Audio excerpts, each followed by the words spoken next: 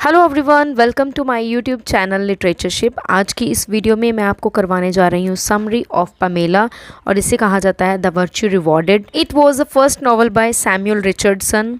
It is an epistolary novel. Epistolary novel मैंने आपको पिछली वीडियोज़ में भी बताया था कि जो नॉवेल्स लेटर्स की फॉर्म में लिखे जाते हैं उनको एपिस्टोलरी नॉवल कहा जाता है।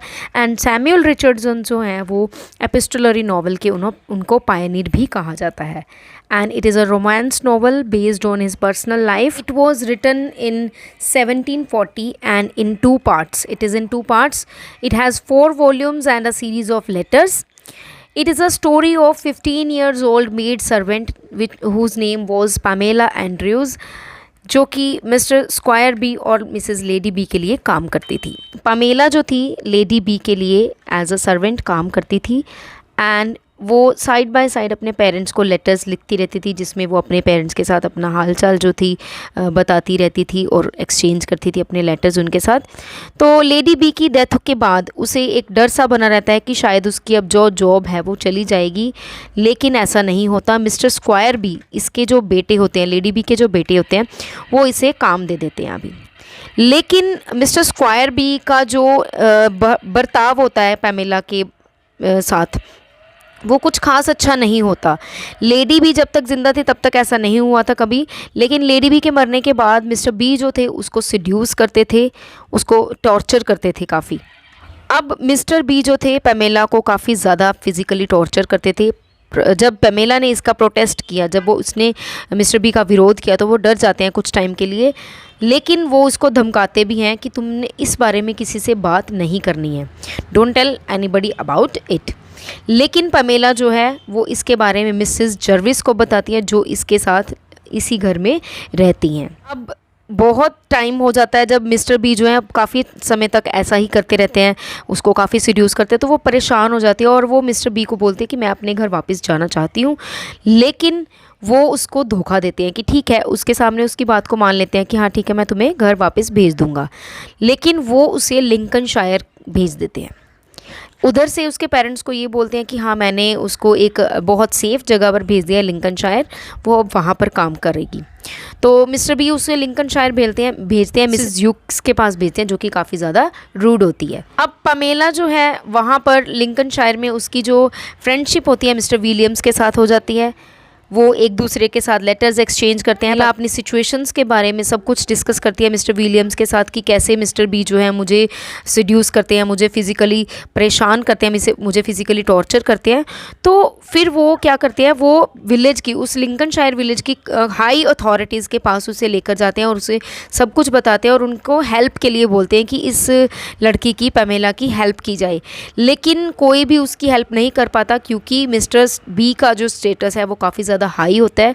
तो इसके चलते वो पमेला की हेल्प नहीं कर पाते, बल्कि वो उन्हें ये सजेस्ट करते हैं कि मिस्टर विलियम्स जो हैं वो पमेला के साथ शादी कर लें। ऐसा करने से मिस्टर बी जो हैं वो पमेला को तंग नहीं करेंगे। मिस्टर बी जो हैं कुछ समय के बाद लिंकनशायर आया करते थे, लेकिन वहाँ पर आने के बाद भी पमेला जो है वो देखते हैं कि जो पमेला का नेचर है वो वैसा का वैसा ही है। वो अपने इस वर्च्यू को खोना नहीं चाहती, मतलब कि उन्होंने काफ़ी बार उसको सिड्यूस करने की कोशिश की, लेकिन जो पमेला थी वो अपना ये जो वर्च्यू है वो खोना नहीं चाहती थी, वो अपनी पवित्रता को खोना नहीं चाहती थी। तो जब वो लिंकनशायर उसे मिलने आते हैं तब भी उसका वही सेम जो है बिहेवियर रहता है।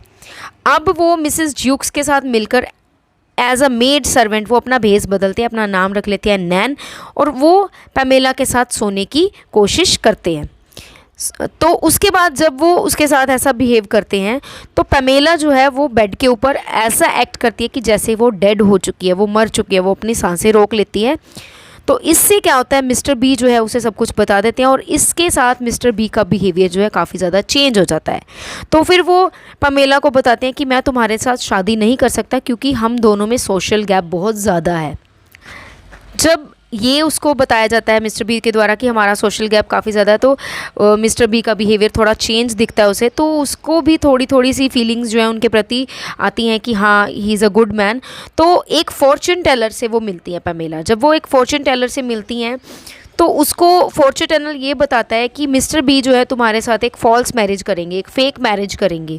तो इसके बाद वो फिर से अपसेट हो जाती है, वो अपने आप के साथ ही लेटर्स लिखती है, मतलब वो लेटर्स लिखती है लेकिन वो किसी को पढ़ने के लिए नहीं देती, अपनी फीलिंग्स जो है उस लेटर्स में शेयर करती है मिस्टर बी के प्रति कि वो कैसे इंसान है कि मेरे साथ ऐसा बिहेवियर वो करना चाहते हैं। पैमेला ने जो लेटर्स लिखे थे, अब वो लेटर्स जो है मिसेस ज्यूक्स को उनको चुरा लेती है और वो सारे के सारे लेटर्स जो है वो मिस्टर बी को भेज देती है। अब मिस्टर बी जो है उन लेटर्स को पढ़कर काफ़ी ज़्यादा अपसेट होते हैं कि ये पैमेला मेरे बारे में क्या सोचती है। तो वो काफ़ी ज़्यादा अपसेट होते हैं और उसको उसके घर वापस भेजने के लिए उसको बोल देते हैं कि तुम अपने घर अगर वापस जाना चाहते हो तो तुम अपने घर वापस जा सकती हो। जब वो उस अपने घर वापस जा रही होती है तो उसे एक लेटर मिलता है जिसमें मिस्टर बी जो है उसको काफ़ी ज़्यादा ब्लेसिंग्स देते हैं कि तुम्हारी जो आगे की जो लाइफ हो काफ़ी ज़्यादा अच्छी हो, तो उससे उसको बहुत अच्छा फील होता है। देन उसको रास्ते में एक और लेटर मिलता है जिसमें मिस्टर बी के बीमार होने की बात लिखी जाती है कि मिस्टर बी जो है काफ़ी ज़्यादा बीमार हैं।